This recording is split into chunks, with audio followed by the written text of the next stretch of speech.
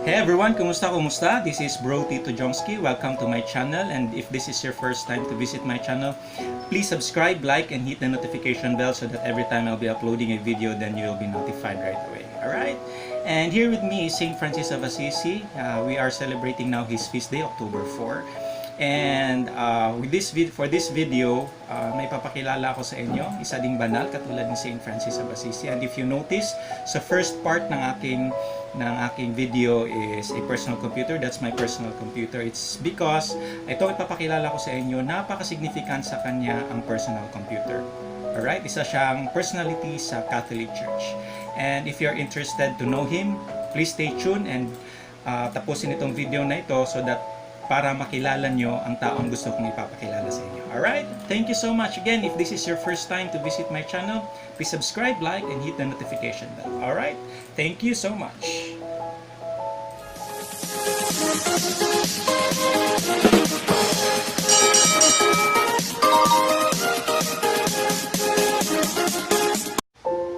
The Catholic Church believed that saints are ordinary and typical human beings who made it into heaven.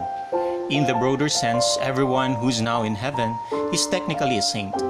Saints are human beings who lived holy lives in obedience to God's will and are now in heaven for eternity.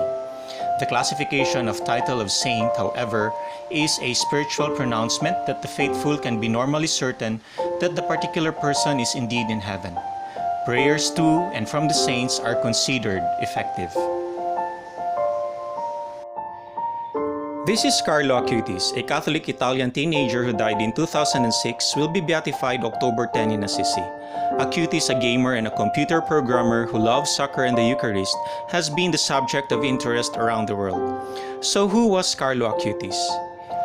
Carlo Acutis was born May 3, 1991 in London, where his parents were working. Just a few months later, his parents Andrea Acutis and Antonia Solzano moved to Milan. As a teenager, Carlo was diagnosed with leukemia. He offered his sufferings for Pope Benedict XVI and for the Church, saying, "I offer all the suffering I have to suffer for the Lord, for the Pope, and the Church." He died on October 12, 2006 and was buried in Assisi at his request because of his love for Saint Francis of Assisi. His cause for canonization began in 2013. He was designated Venerable in 2018 and will be designated Blessed on October 10, 2020. From a young age, Carlos seemed to have a special love for God, even though his parents weren't especially devout. His mom said that before Carlo, she went to Mass only for her first communion, her confirmation, and her wedding. But as a young child, Carlo loved to pray the rosary. After he made his first communion, he went to Mass as often as he could, and he made the holy hours before or after Mass. He went to confession weekly. There was fruit of Carlo's devotion in his life. His witness of faith led to a deep conversion in his mom. Because according to the priest promoting his cause for sainthood, he managed to drag his relatives, his parents, to Mass every day. It was not the other way around. It was not his parents bringing the little boy to Mass, but it was he who managed to get himself to Mass and to convince others to receive communion daily. Carlo created a website that promotes Eucharistic miracles. On the site, he told people that the more often we receive the Eucharist, the more we will become like Jesus, so that on this earth, we will have a foretaste of heaven. When Carlo got sick, his life of faith increased. He was intentional about offering up his suffering for the Church, the Pope, and for the people who were suffering with illness. Carlo loved playing video games. His console of choice was PlayStation, or possibly a PS2, which was released in 2000. When Carlo was 9, he knew he only allowed himself to play games for an hour a week, as a penance and a spiritual discipline. But he wanted to play much more.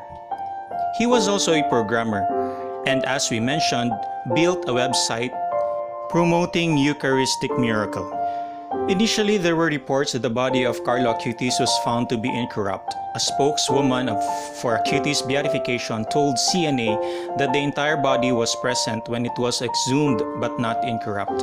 Today, we see him again in his mortal body, a body that has passed, in the years of burial in Assisi, through the normal process of decay, which is the legacy of human condition after sin has removed it from God, the source of life. But this mortal body is destined for resurrection. Archbishop Domencio Sorrentino of Assisi said at the Mass at the opening of the tomb October 1.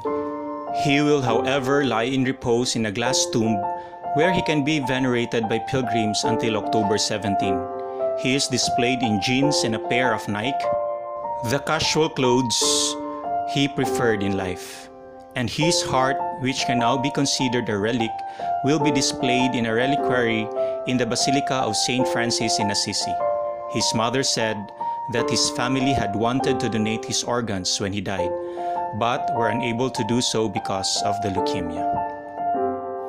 So that is Carlo Acutis, an influencer of God.